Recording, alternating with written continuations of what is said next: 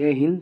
आज class 8 Bihar board English chapter 1 जिसका नाम है आई वंडर को पढ़ने वाले हैं, जो कि एनोनिमस के द्वारा लिखा गया है।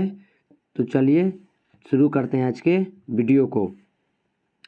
चैप्टर शुरू करने से पहले वार्मर को पढ़ लेते हैं। लिखा हुआ है, there are many things that we wonder at. Tell your class some such things that you have often wondered at।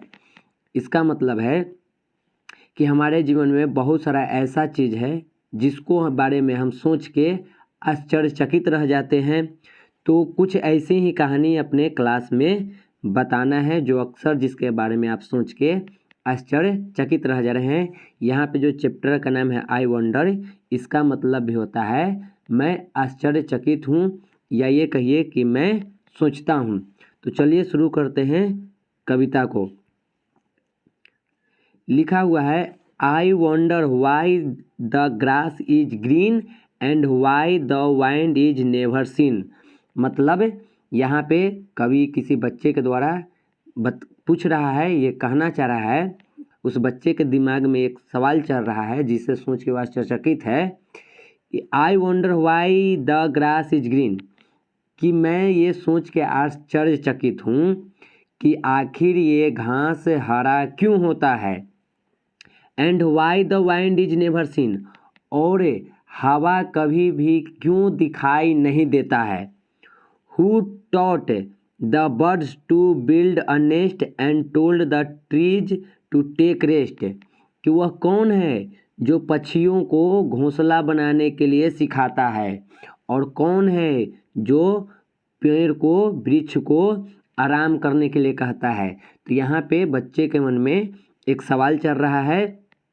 कवि बच्चे के माध्यम से ये पूछना चाह रहा है कि वह कौन है जो पक्षियों को घोंसला बनाना सिखाता है, वो कौन है जो पेड़ को आराम करने के लिए कहता है, आखिर ये घास हरा क्यों होता है, और हवा दिखाई क्यों नहीं देता है। बढ़ते हैं अगले पैराग्राफ की ओर। लिखा हुआ है, oh when the moon is not quite round where can the missing bit be found. मतलब कि जब चांद जो है वो पूरा गोल दिखाई नहीं देता है तो उसका बाकी का भाग कहाँ जाता है, और उसे हम जो मिसिंग है, जो गायब है, उस भाग को हम कहाँ खोज सकते हैं, कहाँ पा सकते हैं। फाउंड मतलब होता है पाना, मिसिंग मतलब होता है खोना। तो उसे हम कहाँ पा सकते हैं। Who lights the star when they blow out and makes the lighting flash about. यहाँ पे कह रहा है कि जब आसमान में तारे चमकते हैं तो उसको प्रकाश कौन देता है, उसे प्रकाश कहाँ से मिलता है, और आसमान में जो ये बिजलियाँ कड़कती है, चमकती है, उसमें लाइट कहाँ से आता है, और उसे कौन चमकाता है, कौन आकाश में बिजलियाँ कड़काता है। आगे है, who paints the rainbow in the sky and hang the fluffy cloud so high. इसका मतलब है कि बच्चा के मन में आगे सवाल चल रहा है, वो सोच रहा है कि आखिर आकाश में ये इंद्रधनुष कौन पेंट करता है, कौन जाके इंद्रधनुष को बनाता है, और कौन है जो बादल को इतना ऊपर ले जाके टांगता है। And hang the fluffy cloud so high, मतलब कौन है जो बादलों को इतने ऊंचे आसमान में ले जाके टांगता है। वाई इज इट नाउ, इसका मतलब है बच्चा कह रहा है कि अब ऐसा क्यों है।